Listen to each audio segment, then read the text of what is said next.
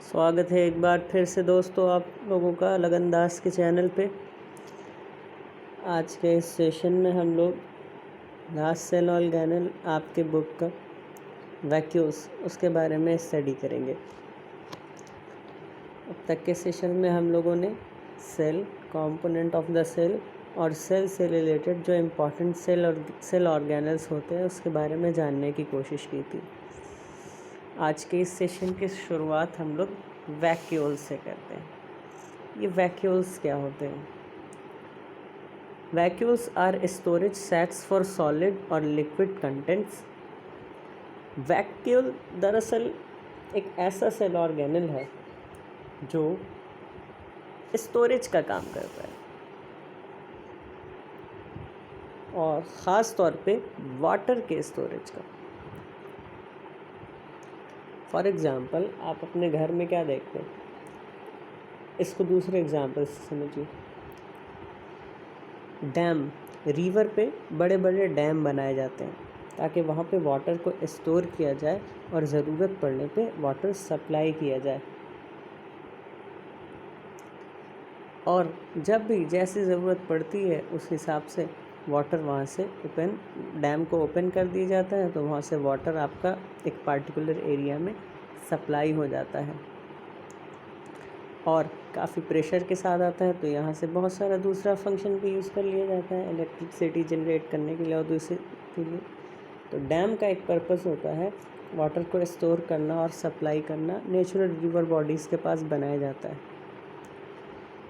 उसी तरह का आपका फंक्शन वैक्यूल का भी है। ये स्टोरेज का काम करता है सॉलिड या लिक्विड, और पार्टिकुलरली लिक्विड कंटेंट के लिए होता है। लिक्विड में भी वाटर इसके स्टोरेज के लिए इस्तेमाल होता है। वैक्यूल ये जो नाम है इसका मतलब होता है लिटिल वैक्यूम। वैक्यूम हम लोग खाली जगह को कहते हैं। OLES ये जो टर्म आपको मिल रहा है लास्ट में, OLE ये जो टर्म है ये आपका स्मॉल चीज़ के लिए आता है, लिटिल। जब ये वैक्यूल्स हो गया तो ये आपका हो गया लिटिल वैक्यूम, छोटी जगह। दूसरा सेंटेंस वैक्यूल के बारे में है, vacuole are small sized in animals cells while plant cells have very large vacuoles। Animal cell में वैक्यूल की साइज़ छोटी होती है और प्लांट सेल में वैक्यूल की साइज़ बड़ी होती है।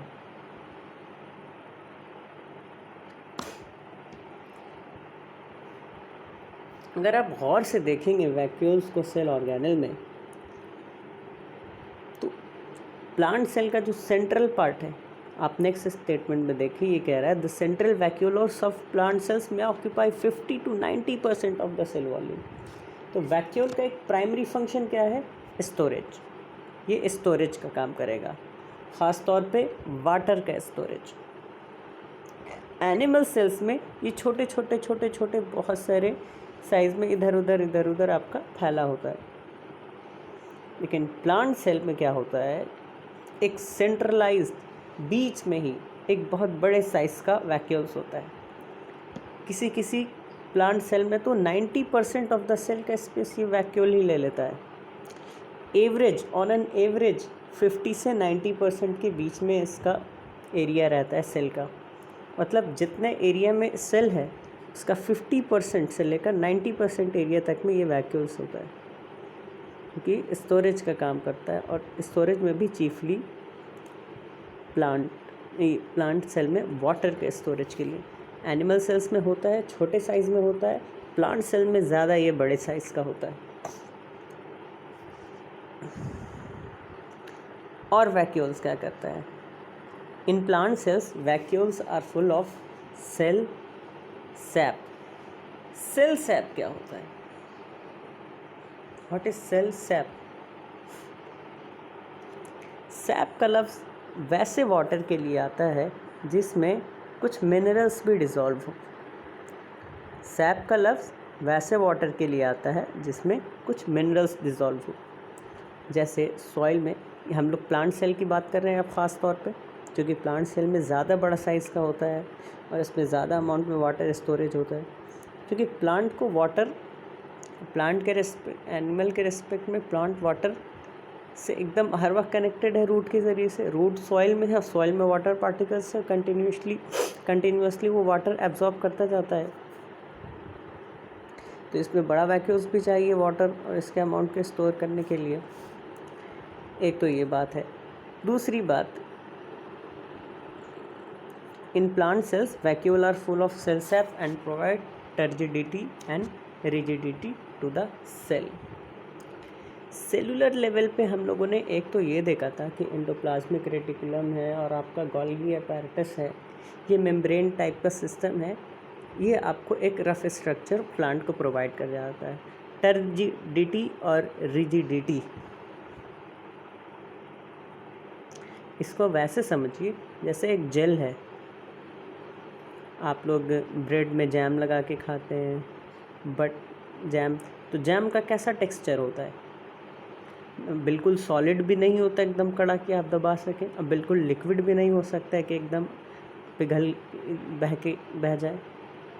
तो एक बीच का शेप होता है जैम का, ब्रेड जैम के साथ जैम आप लोग जनरली जो यूज़ करते हैं। तो लिक्विड के कंपैरिजन में वो थोड़ा टर्जिड है, वो थोड़ा रिजिड है, सख्त है।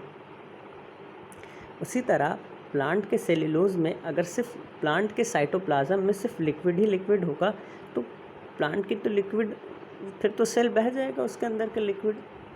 तो ये एक तो मेम्ब्रेन आपका और दूसरा ये वैक्यूल, ये प्लांट के सेल को ख़ास तौर पे टर्जिडिटी और रिजिडिटी प्रोवाइड करता है। हमारे ह्यूमन बॉडी में मसल्स और बोन ये बॉडी को एक शेप प्रोवाइड करते हैं ताकि बॉडी खड़ी है, तो एक इनका भी ये काम है। सेल सैप का लफ्ज़ हम लोग वैसे वाटर के लिए इस्तेमाल करते हैं जिसमें मिनरल डिज़ोल्व होता है। प्लांट सेल्स, चूँकि हम लोग पानी कैसे पीते हैं, आरओ से बिल्कुल प्योरीफाई पानी, उसमें वैसा भी नहीं कि प्योर ही वाटर होता है, वो तो डिस्टिल्ड वाटर हो गया, कुछ हद तक मिनरल्स रहता है, लेकिन प्लांट तो सॉइल से डायरेक्ट वाटर को एब्जॉर्ब करता है।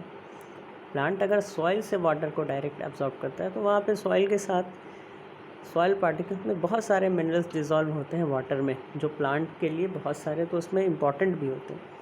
तो उन्हीं पानी में घुला हुआ मिनरल्स सेल रूट के ज़रिए से प्लांट ले लेता है और सेल के अंदर वो वाटर चला गया तो उसमें और कुछ भी जो सेल ने कुछ और मिनरल्स बनाए वो सब भी उसमें शामिल हो गया। अब ये जो लिक्विड हुई इसको हम लोग सैप कहते हैं, वैसा वाटर जिसमें कुछ मिनरल्स पे डिज़ोल्व हो। ये वैक्यूल्स उसको स्टोर करके रखता है। आपने पढ़ा कि एंडोप्लाज्मिक रेटिकुलम है, राइबोसोम है, ये प्रोटीन और फैट्स और लिपिड और एंजाइम्स और अलग अलग तरह के हार्मोन्स बनाने का काम करते हैं। गोल्गी अपैरेटस एंडोप्लाज्मिक रेटिकुलम के प्रोटीन और फैट को मॉडिफाई करता है, हार्मोन्स और एंजाइम्स बनाने में हेल्प करता है, पोस्ट ऑफिस की तरह काम करता है, एक जगह से दूसरी जगह पहुंचाता है। अब जब जैसी ज़रूरत होगी वैक्यूल्स में वो वाटर के साथ डिज़ोल्व होकर स्टोर हो जाते हैं प्लांट के लिए। इससे प्लांट को एक शेप भी मिल गया और स्टोरेज का काम भी हो गया। जब ज़रूरत पड़ेगी प्लांट को जैसे मिनरल्स की वो उसको यूज़ कर लेगा। बहुत सारे इंपॉर्टेंट मिनरल्स इसमें स्टोर होते हैं।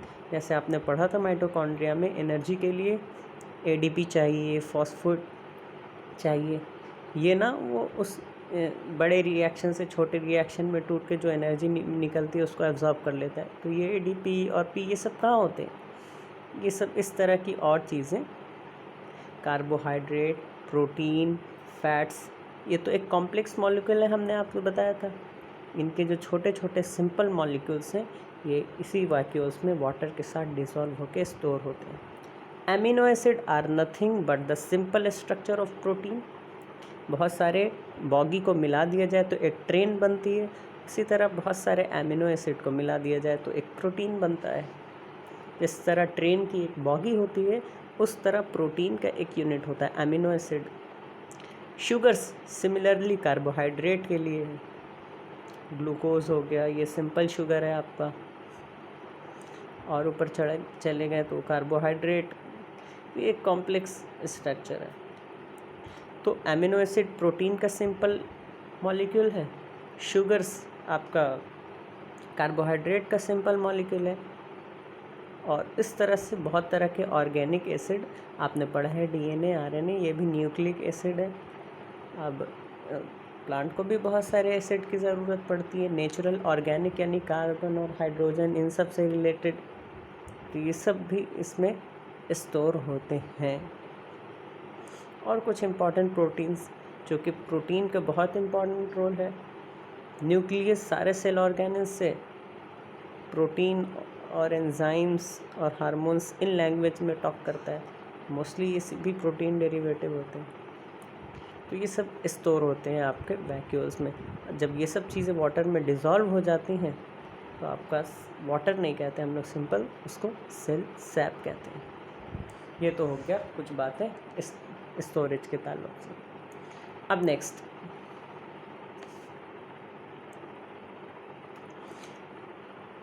in single cell organism like amoeba, the food vacuoles contain the food item that the amoeba has consumed. हम लोगों ने एक जनरलाइज सेल की बात की, एक प्लांट सेल। प्लांट तो एक मल्टी सेलुलर ऑर्गेनिज्म है, सिर्फ एक सेल से तो नहीं, बहुत सारे सेल से बना होगा। ख़ास तौर पे वैसे छोटे ऑर्गेनिज्म जो सिर्फ एक सेल से बने हैं, वैसे ऑर्गेनिज्म जो एक सेल से, सिंगल सेल से बने हैं, उनके अंदर ये वैक्यूल क्या काम करता है। अब देखिए, अमीबा है, बाहर के इन्वायरमेंट का फूड है, उसके पास तो माउथ नहीं है कि वो माउथ से फूड ईट करेगा, स्टमक में जाके डाइजेस्ट होगा और इस तरह से सारी फंक्शनिंग होगी। एक सेल है, उसी को सब करना है। तो अपने आउटर सेल मेम्ब्रेन के ज़रिए से वो हैंड शेप में कुछ स्ट्रक्चर बनाता है, उसको सीडोपोडिया कहते हैं, उससे फूड को घेर लेता है। फिर वो फूड इसी वैक्यूल के अंदर आ जाते हैं और फिर लाइसोसोम के एंजाइम्स के ज़रिए से इस फूड का डाइजेशन होता है, और जो भी उसके मिली जो molecule simply at the end glucose, फिर उसको ये यूज़ करता है एनर्जी के लिए। तो सिंगल सेलुलर ऑर्गेनिज्म में फूड से रिलेटेड फंक्शनिंग भी ये वैक्यूल्स करता है। और इसी तरह एक सिंगल सेल ऑर्गेनिज्म है तो ना उसमें कॉम्प्लेक्स डाइजेस्टिव सिस्टम होगा, ना एक्सक्रीटरी सिस्टम होगा। ह्यूमन में एक्सक्रीटरी सिस्टम भी है अलग से डाइजेस्टिव सिस्टम की तरह, किडनी है, जब इंसान खा पी लेता है वॉशरूम जाके फ्रेश होता है। अमीबा में तो ऐसा, छोटे एक सेल वाले ऑर्गेनिज्म में तो ऐसी चीज़ें नहीं हैं। तो ये वैक्यूल्स फूड से रिलेटेड काम भी करता है और वाटर से रिलेटेड भी काम करता है। जो एक्स्ट्रा वाटर हो गया इसी वैक्यूल्स के ज़रिए से अमीबा के थ्रू, अमीबा में इसी वैक्यूल्स के ज़रिए से बाहर निकल जाता है। अच्छा, अगर यूनिसेलुलर ऑर्गेनिज्म में वैक्यूल के ज़रिए से एक्सेस वाटर चला जाता है, दो प्रोसेसेस वाटर को लॉस करने के लिए आते हैं, एक इवापोरेशन आता है, एक ट्रांसपिरेशन आता है। ट्रांसपिरेशन जब मल्टी सेलुलर ऑर्गेनिज्म, बहुत बड़ा ऑर्गेनिज्म होगा प्लांट, उसके लिए हम लोग इस्तेमाल करेंगे, और जब सिंपल छोटे यूनिसेलुलर ऑर्गेनिज्म से वाटर का लॉस होगा तो उसके लिए हम लोग इवेपोरेशन का लफ्ज़ इस्तेमाल करेंगे।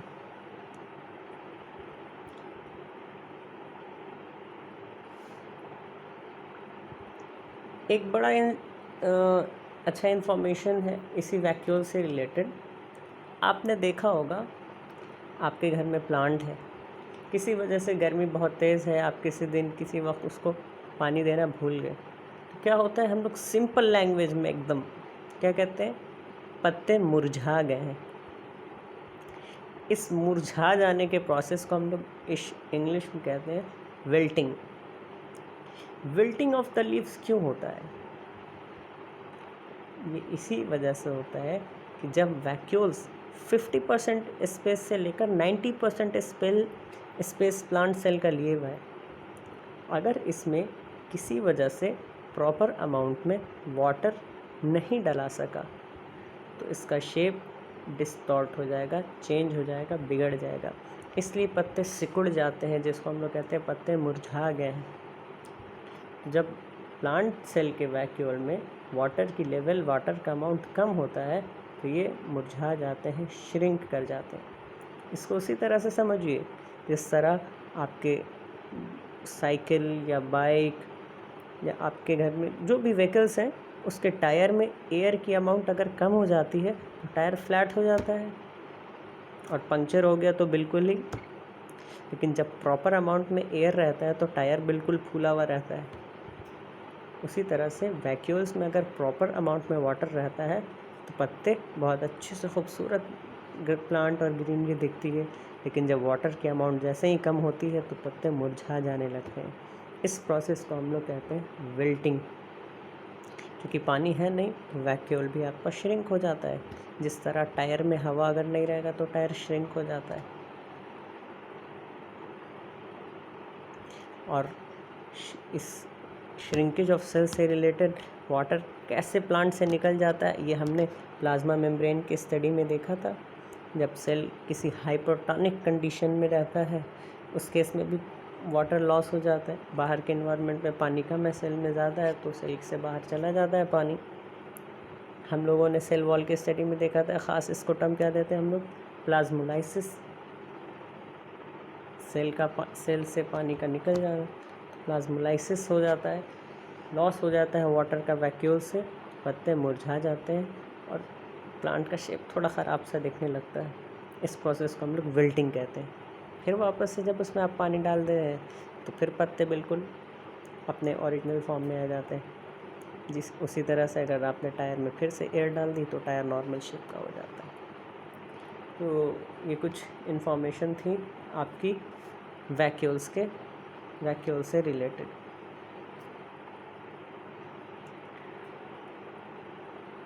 वैक्यूल्स और प्लास्टिड, इन दोनों की स्पेशलिटी ये है, ये प्लांट सेल में ज़्यादा स्पेसिफिक होते हैं।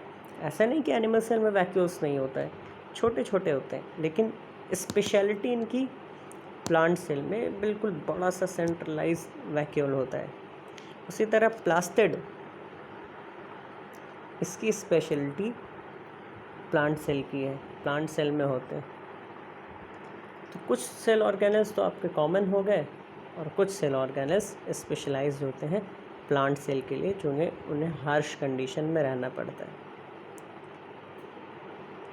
तो सेल ऑर्गेनल्स के स्टडी में आपके लेवल तक इतना ही है। हम लोगों ने अब तक सबसे पहले हम लोगों ने शुरुआत की थी सेल ऑर्गेनल्स में एंडोप्लाज्मिक रेटिकुलम की। एंडोप्लाज्मिक रेटिकुलम के बाद हम लोगों ने गोल्गी अपैरेटस पढ़ा था। उसके बाद हम लोगों ने लाइसोसोम देखा था। फिर हम लोगों ने माइटोकॉन्ड्रिया की स्टडी की। फिर हम लोगों ने प्लास्टिड की स्टडी की और लास्ट में वैक्यूल। और उससे पहले इन सब सेल ऑर्गेनल को कंट्रोल करने वाला सेंट्रल जो ऑर्गेनल है न्यूक्लियस, उसके बारे में हम लोगों ने देखा था। और ये सब सेल ऑर्गेनल सेल में कहाँ प्रेजेंट होते हैं, सब साइटोप्लाज्म में एम्बेडेड होते हैं। तो उसके बारे में हम लोगों ने देखा था। और साइटोप्लाज्म को चारों तरफ से घेर कर एक सेल को एक शेप देने वाला स्ट्रक्चर क्या था, सेल मेम्ब्रेन। इसको हम लोगों ने बिगनिंग में देखी थी। तो सेल और सेल ऑर्गेनल्स, इससे रिलेटेड इतनी इन्फॉर्मेशन हम लोग एक ब्रीफ रिव्यू कर लेते हैं, जो कुछ भी हम लोगों ने अब तक सेल और सेल ऑर्गेनल से रिलेटेड चीज़ें पढ़ी हैं।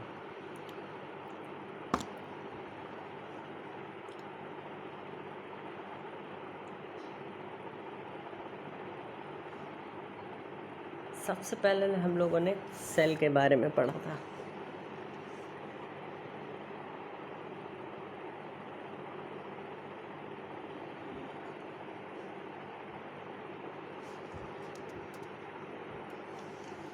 Cell is the most basic structural and functional unit of living beings। इसलिए चैप्टर का नाम ही आप देख रहे थे, the fundamental unit of life, the most structural and functional unit of life. जिस तरह ईंटों से मिलकर एक दीवार बनती है, उस तरह से ये सेल से मिलकर लिविंग ऑर्गेनिज्म बनते हैं। ये हो गया आपका स्ट्रक्चरल यूनिट का मतलब। और फंक्शनल यूनिट का मतलब होता है फिर हर एक सेल, जैसे जैसे ऑर्गेनिज्म कॉम्प्लेक्स होते हैं, हर एक सेल स्पेशलाइज हो जाता है एक पार्टिकुलर फंक्शन को परफॉर्म करने के लिए। हर एक सेल एक ख़ास फंक्शन करता है। जैसे किडनी आपका, उसमें कुछ ख़ास तरह के सेल होंगे, नेफ्रॉन्स उनको कहते हैं। ब्रेन, उसमें ख़ास तरह के सेल्स होंगे, न्यूरॉन्स उनको कहते हैं। लीवर, उसमें ख़ास तरह के सेल्स होते हैं, कफर सेल्स उन्हें कहते हैं।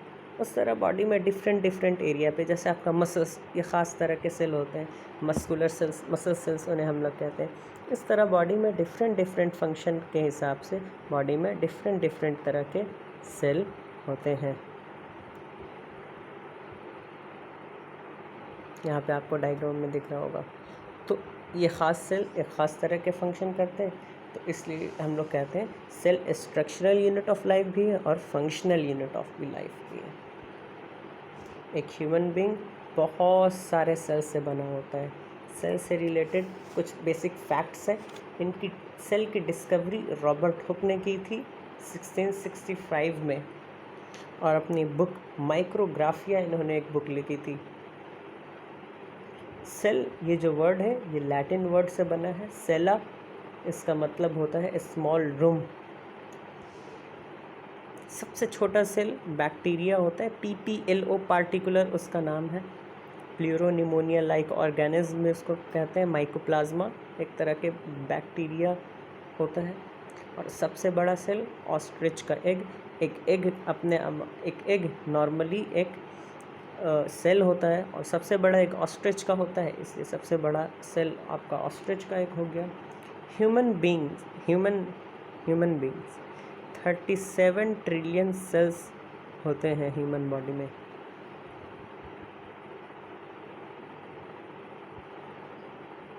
$37 ट्रिलियन सेल्स।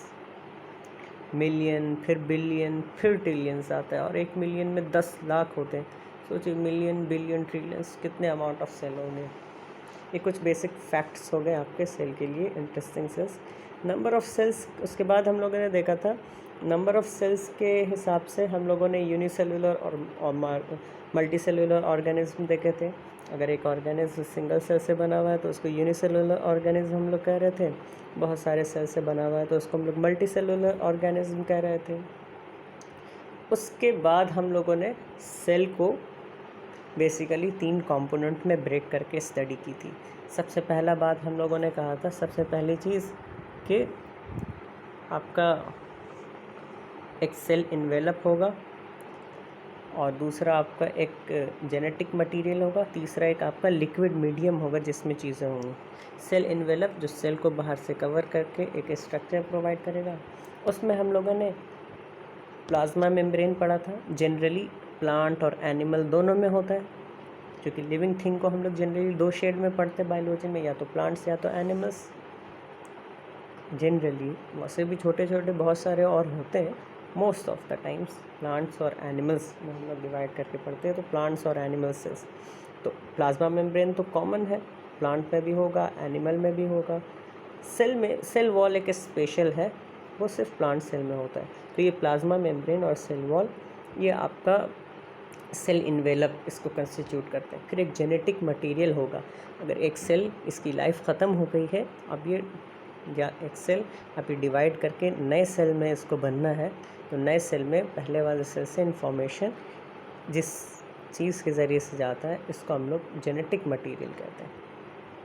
सारी चीज़ें सेल से रिलेटेड इन्फॉर्मेशन जो होती है वहाँ से चली गई। लाइफ से रिलेटेड कैसे क्या करना है, कौन से सेल ऑर्गेनल्स होंगे, उस सेल किस चीज़ का, उसको क्या फंक्शन प्रोवाइड करना है, मतलब ज़िंदा रहने के लिए जितनी भी चीज़ें करनी है, सारा कुछ इन्फॉर्मेशन के फॉर्मेट में, लाइफ से रिलेटेड हर कुछ इन्फॉर्मेशन हर सेल के अंदर एक DNA के फॉर्म में स्टोर होता है। इसको हम लोग जेनेटिक मटेरियल कहते हैं। न्यूक्लियस के अंदर होता है ये, तो एक जेनेटिक मटेरियल हो गया आपका।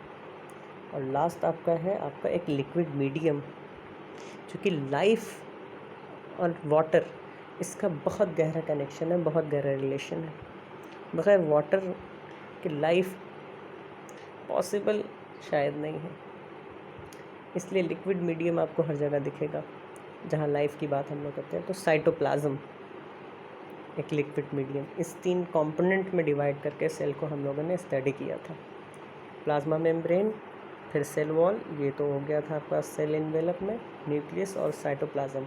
और इसी साइटोप्लाज्म में अलग अलग तरह के सेल ऑर्गेनल्स रहते हैं जो अलग अलग तरह के फंक्शन प्रोवाइड करते हैं सेल को लाइफ प्रोवाइड करने में, सेल को ज़िंदा रखने में।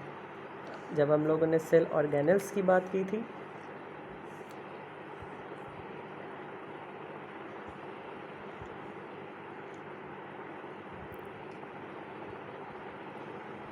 तो हम लोगों ने प्लाज्मा मेम्ब्रेन से शुरुआत की थी।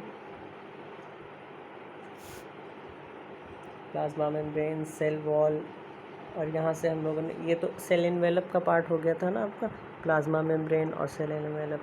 प्लाज्मा मेम्ब्रेन में ही हम लोगों ने हाइपोटोनिक, आइसोटोनिक और हाइपरटोनिक ये चीज़ें पढ़ी थी। इसमें हम लोगों ने ऑस्मोसिस और डिफ्यूज़न भी पढ़ा था।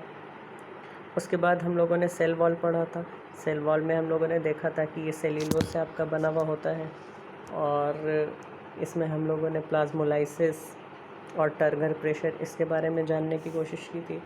उसके बाद हम लोगों ने न्यूक्लियस और डीएनए और इसके बारे में कुछ जानने की कोशिश की थी।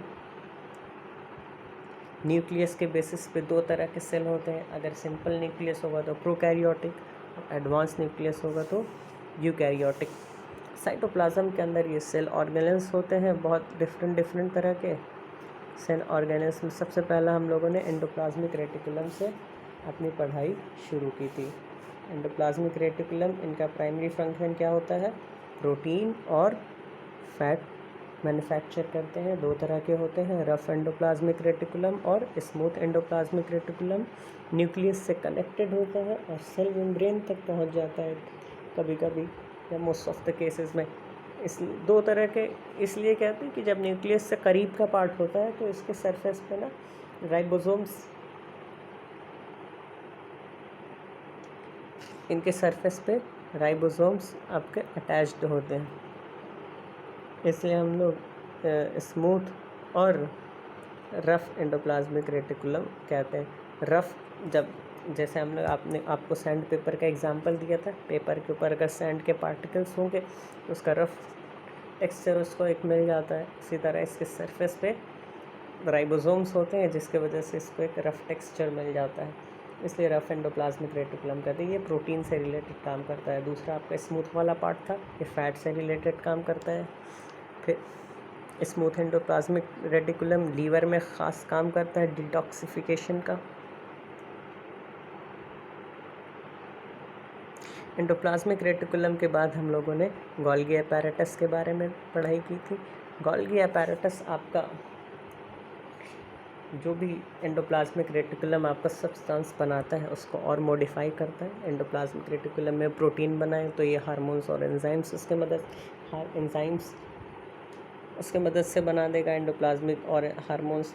इसी तरह एंडोप्लाज्मिक रेटिकुलम ने अगर फैट्स या लिपिड्स बनाए उसके हेल्प से भी ये हार्मोन बनाने के काम करता है। और भी दूसरी तरह की चीज़ों, दूसरी तरह के फंक्शंस में ये हेल्प करता है। प्राइमरी काम ये पोस्ट ऑफिस की तरह काम करता है। एंडोप्लाज्मिक रेटिकुलम के सब्सटेंस को सेल में दूसरे तक पहुंचाता है वेसिकल्स के ज़रिए से।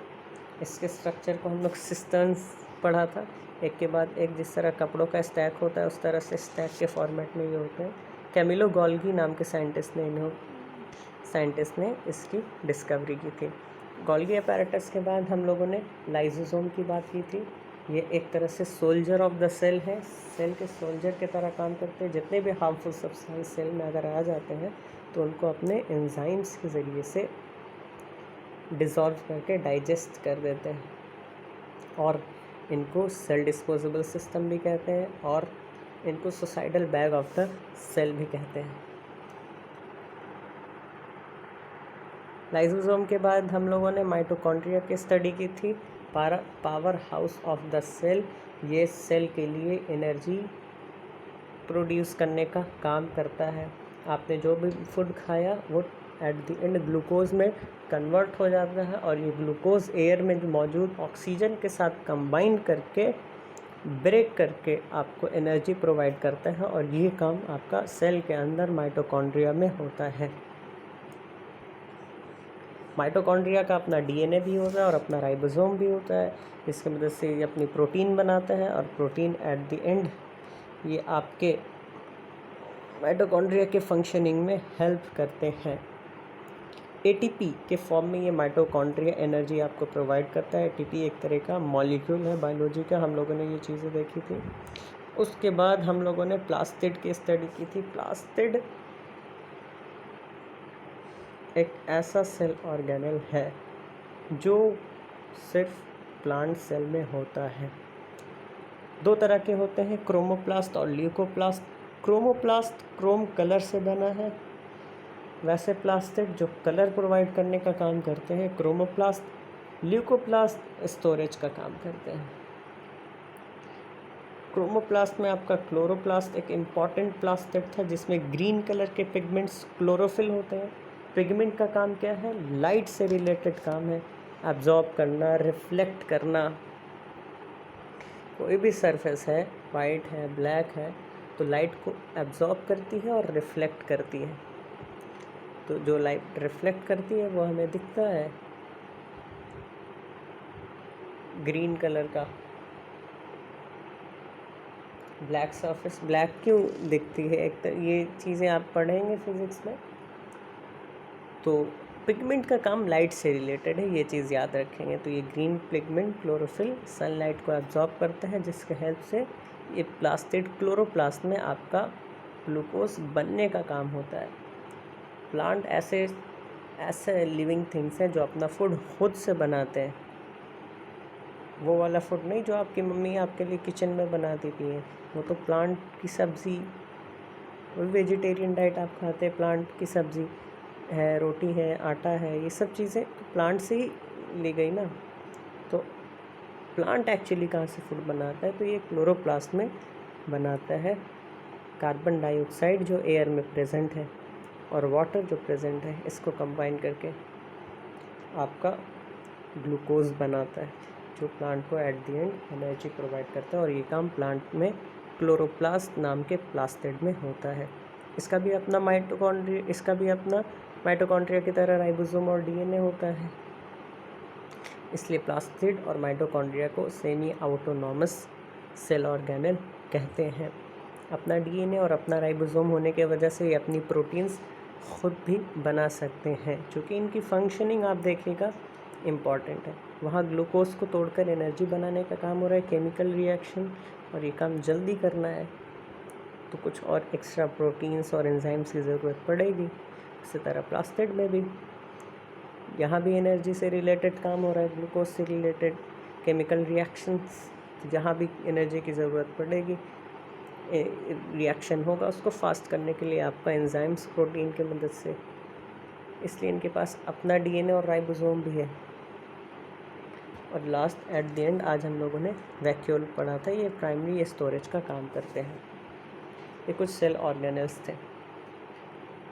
तो सेल ऑर्गेनल्स और सेल के स्ट्रक्चर की स्टडी को आपका बुक कंक्लूड करता है। Each cell thus acquires its structure and ability to function because of the organisation of its membrane and organelles in the specific way. आपने देखा कि जितना भी सेल है, ये अपना स्ट्रक्चर, ये जो भी ये फंक्शन करता है, ये किस वजह से कर पाता है? इसके अंदर जो मेम्ब्रेन्स और सेल ऑर्गेनल्स होते हैं, इनका जो एक ख़ास पैटर्न है, एक ख़ास स्ट्रक्चर में, न्यूक्लियस सेंटर में है, उससे कनेक्टेड आपका एंडोप्लाज्मिक रेटिकुलम है जो प्लाज्मा मेम्ब्रेन तक जाता है। एंडोप्लाज्मिक रेटिकुलम से रिलेटेड आपका गोल्गी अपैरेटस है, उससे रिलेटेड आपका लाइसोसोम है। फिर एक तरफ माइटोकॉन्ड्रिया है, एक तरफ प्लांट की अगर हम लोग बात कर ले तो प्लास्टिड है, वैक्यूल्स है, राइबोसोम्स है। ये सब मिलजुल के जो बेसिक फंक्शन लाइफ के लिए चाहिए वो प्रोवाइड करते हैं। Thus, cell has a basic structural organization. इस तरह से सेल को उसका बेसिक स्ट्रक्चर मिलता है। जिसकी मदद से this helps the cell to perform function like respiration, obtaining nutrition and clearing of waste material and forming new proteins. ज़िंदा रहने के लिए यही बुनियादी चीज़ें सही हैं। आपको सांस लेने के लिए हवा चाहिए, खाना चाहिए, पानी चाहिए, फिर जो कुछ एक्स्ट्रा मटेरियल होता है उसको बॉडी से दूर करना होता है। ये चीज़ें हैं, ये अलग अलग सेल ऑर्गेनल्स के जरिए सब सेल मिलजुल के ये चीज़ें फंक्शन को कर पाता है। तो इस वजह से हम लोग कहते हैं cell is the fundamental structural unit of living organism. Cell is the fundamental structural unit of living organism. Structure के हिसाब से भी सेल फंडामेंटल यूनिट है। जिस तरह ईंट से मिलकर दीवार बनी होती है उस तरह से सेल से मिलकर लिविंग ऑर्गेनिज्म बना होता है। और it is also the basic functional unit of life, और लाइफ का फंक्शनल यूनिट भी है। इसको उस तरह से हम लोगों ने समझा था, एक सेल बाद में जब मल्टी सेलुलर ऑर्गेनिज्म होता है तो एक सेल पार्टिकुलराइज होता है एक पार्टिकुलर फंक्शन के लिए।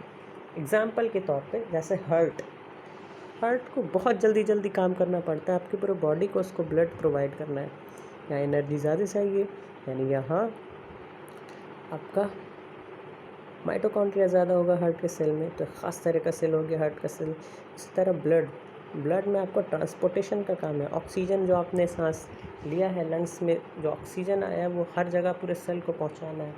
तो ब्लड पूरे बॉडी में हर तरह ब्लड वेसल्स के ज़रिए से पहुंच जाता है। तो ये स्टोरेज का काम है, यहाँ एक्स्ट्रा सेल ऑर्गेनल्स नहीं होते हैं। इनफैक्ट कि आप पढ़िएगा कि आरबीसी के तो न्यूक्लियस भी जब वो मैच्योर हो जाता है तो न्यूक्लियस पे निकल जाता है, ये स्टोरेज का काम करता है। उस तरह से डिफरेंट सेल ऑर्गेनल्स में डिफरेंट मॉडिफिकेशन हो जाता है, तो एक पार्टिकुलर फंक्शन के लिए वो ख़ास हो जाता है सेल। तो ये फंक्शनल यूनिट ऑफ लाइफ हो जाता है। तो आज के इस सेशन में